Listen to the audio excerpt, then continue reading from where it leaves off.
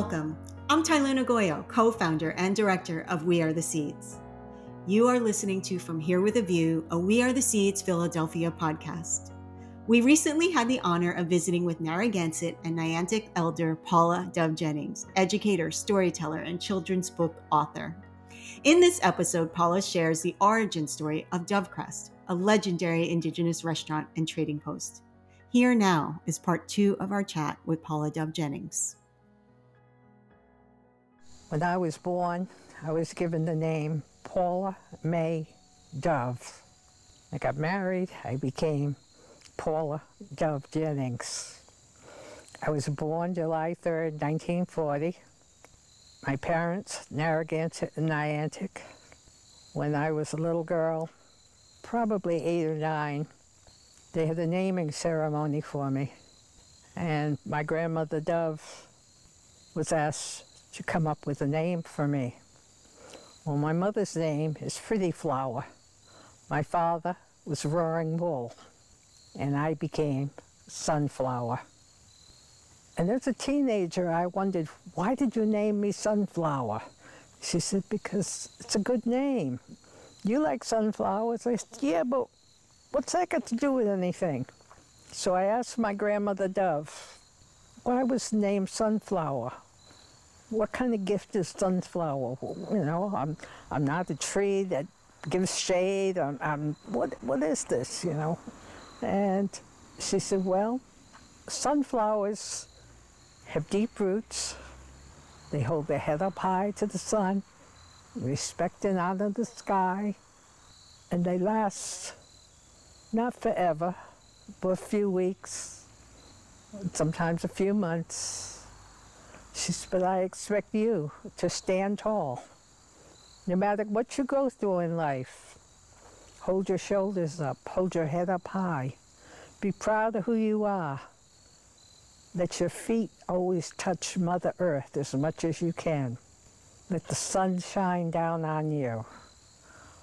Let the wind blow away any troubles or anything that hurts you.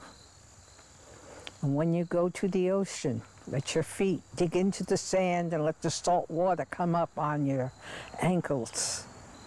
And walk in the sand and leave a path behind you that the waves will rush away.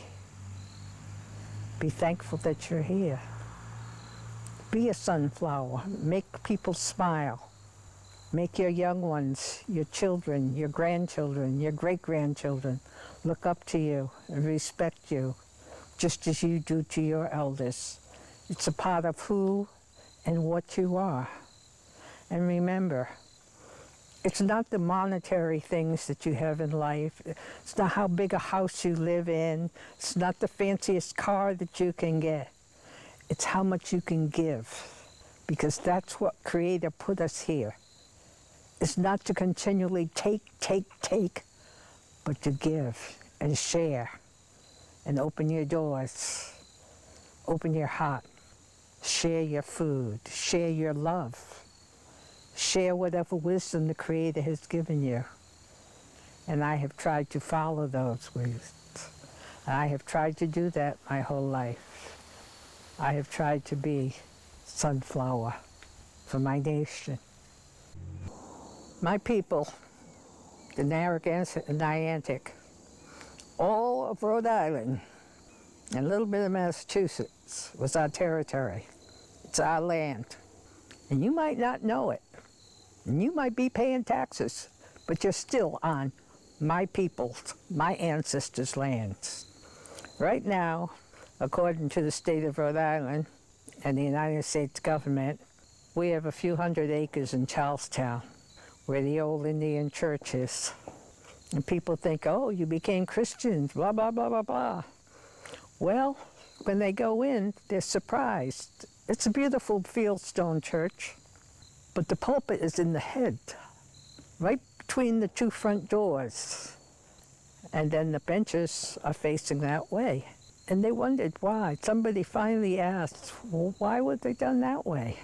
Well, there was also a window that looked out front from that pulpit. You could look outside. So we weren't supposed to meet any place because we might be trying to get rid of these people that have invaded our territory. But we could have meetings in there, and someone would always be standing watching out that window. And when people came that were not Narragansett or Niantic, before they got in that door, we'd be standing there singing a hymn, so they didn't know we were having a meeting, thinking, how can we still survive when these people have come and taken our land? They have defiled it. Yes, we enjoy electricity and television and all that stuff now, but we didn't need it. We had everything that we needed. We didn't need these big bridges. We didn't need street lights up and down the road and wiring and sewage, all of those things. We didn't need them. We had everything that we needed. People don't realize these Europeans came here. Before they came, we had no rats. We had no roaches. We didn't have head lice. We kept our bodies clean. We didn't have hair all over our face or our legs and our body. That's something that came here from other continents. We didn't have that here. We didn't always agree with each other, but we worked out ways to take care of each other and support each other. Whether you were Nipmuc, Mohegan, Pequot, Narragansett, Niantic, Wampanoag, didn't matter. We shared, we taught each other, we learned, we took care of our territory. And when people were in need, we helped one another. And many of us still do that to this day. When I look out, people say, oh, but you didn't have electricity. Well, when I was a little girl, we had kerosene lamps. And when we ran out of kerosene, we had candles. If we didn't have candles, we'd have a little campfire out there. And then when it got toward dark, time to go to bed. We didn't have running water, but we had a spring. And we could go down there with our soap. And when I was a little girl, it was ivory soap because it floated. And we could go down there and get our shampoo, take our bath. I was the only girl, so I got to go first with my mother. And my brother and my father would go.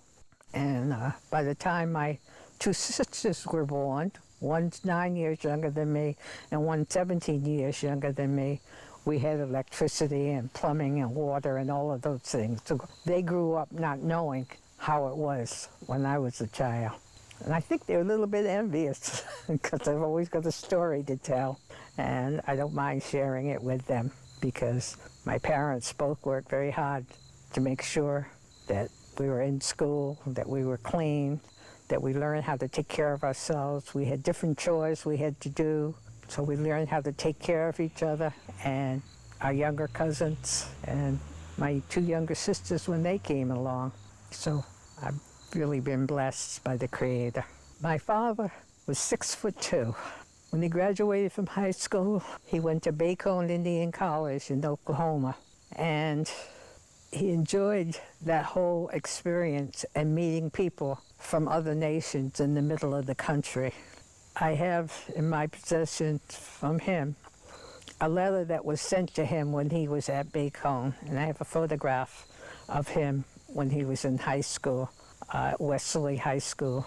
He ended up working for a farmer at one time. I remember E.E.H. Browning, King Tom's Farm in Charlestown. He worked there for many years. He also worked at Bradford Dye Mill. He worked in the dye house. And from working there, he ended up getting skull cancer. And he was at the Leahy Clinic in Boston. My mother at that time, they also were the caretakers for this lodge, and so they'd have to cook, and they'd get paid for that, cleaning and setting up the lodge, making the beds in the different bedrooms and all of that. So they'd make a little money from that. They also, other people that had some money, non-native people, would pay them to come in and cook and serve meals for them for an event. They might be having a birthday party or a small wedding reception or something like that. But my father survived the skull cancer, and it was a couple of hard years, particularly for my mother. This was around 1948, 49, somewhere in there. But he survived it, and he ended up working over at Electric Boat in Connecticut. But in the meantime, my parents bought a big house around the corner And they were doing a lot of catering with another couple who lived in Connecticut, Charlie and Loretta Miller. And my parents were getting more parties from like Newport and places like that. And the Millers were getting different places in Connecticut. So we're the original Red Star caterers, and then they became separate caterers. Well, my mother decided there was a big empty building next to the house that we were living in, and she said to my father, I want to open a restaurant. Her father was a chef, her grandfather, the chef, grandmother. My father said, okay, we'll open up a restaurant. So they called family members to come in and do the floors and do the things that needed to be done. She went to a secondhand place and found these tables. They looked square, but you could pull up the sides and make a round table. And she had them in there in the dining room. And my father said, well, in the basement of the building, I'm going to put a bar down there. So my mother said, no, you're going to put a lounge down there. But it was a bar and a lounge, and a lot of people would come. We had tribal people that worked with us as well as non-tribal people. It's called Dovecrest. My grandmother Dove named it Dovecrest because the building is on the crest of a hill. And when my mother opened the restaurant, after the first year, she put a guest book out. And I ended up going through the various guest books and found out they ran it for almost 20 years. But besides from all 48 states, there was also Alaska and Hawaiians there. And there were 28 foreign countries that we had guests from. But every state in the Union and 28 foreign countries. And it was just shocking to me because I didn't realize that. I thought, you know, the guests, if they came from New York, California, Boston, Westerly, it didn't, you know, okay, all these different states. But then to realize all these people from foreign countries had heard about the Dovecrest Indian restaurant. And they came and they dined. I started off helping to wash dishes, put away dishes, and then I ended up cleaning off the tables, and I got old enough to waitress, and I made more money waitressing than doing anything else. I had been working at the telephone company, but I made twice as much waitressing, so I stopped being a telephone operator. But the restaurant, my mother was known for her Johnny cakes and different seafood dishes. She was written up in different magazines and newspaper articles about the restaurant. A lot of business executives and people dealing in medicine and so forth, when they'd have guests come from out of state to visit, they would bring them to Dovecrest. And my father ran the bar. He took care of the books and all the finances and all of that. And my mother always thought, oh, he's just like sitting at his desk. It wasn't until he passed away that she found out how much work he was doing, because you have to keep books not only for the restaurant, they had the trading post, and they had the bar and the lounge, and you had staff, and you have to keep all this accountability for everything. My mother kept the restaurant going for a few years after my dad passed, but with the paperwork, she had to hire someone to do all of that type of work. And she's still in the kitchen and still in charge of everything, so finally it got too much. She offered it to me, but too overwhelming. I just could not do that. So anyhow, had a good life, few regrets. Well, when you think of my father, who was 6'2½", weighed about 200 pounds, his name was Ferris, his name was Roaring Bull. He was a war chief of our nation, and people think of a war chief in a white America way as someone who's a big warrior and so forth.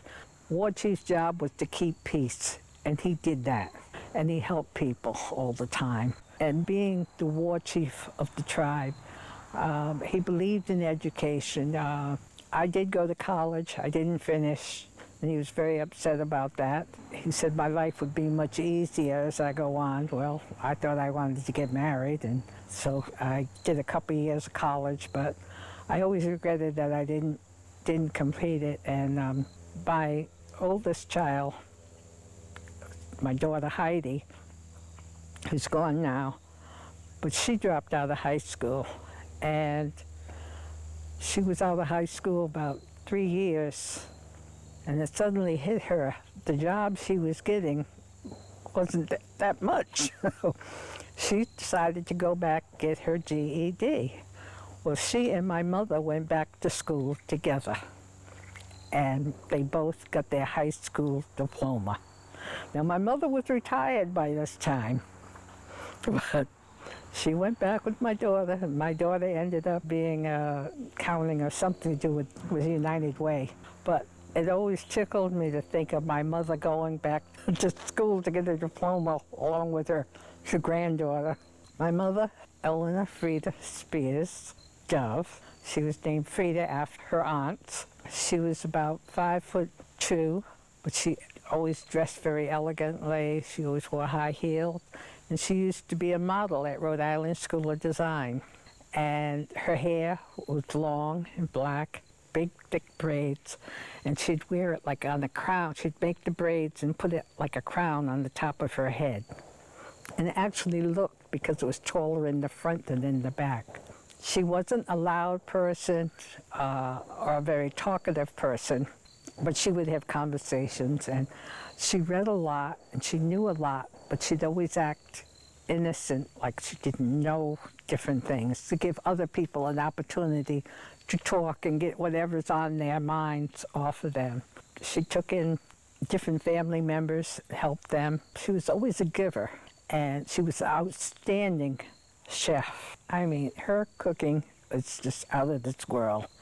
Whether it was quahog chowder or fried fish or venison, she would have my father dig pits and have a clam bake in there, and she'd have everything just so, whether it was the corn, the potatoes, the clams, the lobster, the crab meat, whatever.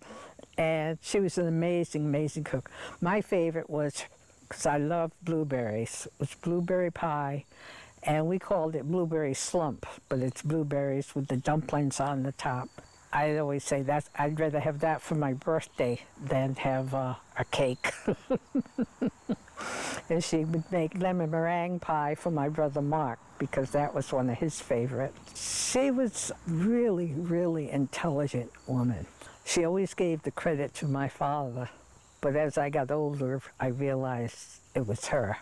And not that he wasn't a smart man, but it was her ideas to go to the next level, like open the restaurant, open the bar, open the trading post, and help a woman named Princess Redwing open the original Tamaquag Museum. And it ended up, it was down in the woods, you weren't getting as much traffic. People liked it, but ended up, she set up a place, the Tamaquag Museum. It's over in one of the buildings over there. And she supported it. She made sure that they got their finances together, because you have to write for grants and all these things to keep it going. And now my niece, Loren Spears, is running it. But she's smart just like her great-grandmother was. So the history goes on. My mother was a giver, and I've had different people come up and tell me things that I had no idea about. And it was the way she was raised by her parents and her great-grandparents. Anyhow, I was grateful I got to meet them, and they got to meet me. So, the way it is. Thank you for joining us for this episode of From Here with a View, a We Are the Seeds Philadelphia podcast. Special thanks to Paulla Jennings and the Tamaquag Museum in Arcadia, Rhode Island. From Here with a View, a We Are the Seeds Philadelphia podcast is produced by Michelle St. John, with music by Zachariah Julian and original logo art by Jason Wiesaw. This podcast is funded in part by Independence Public Media Foundation. For more information, please visit wearetheseeds.org.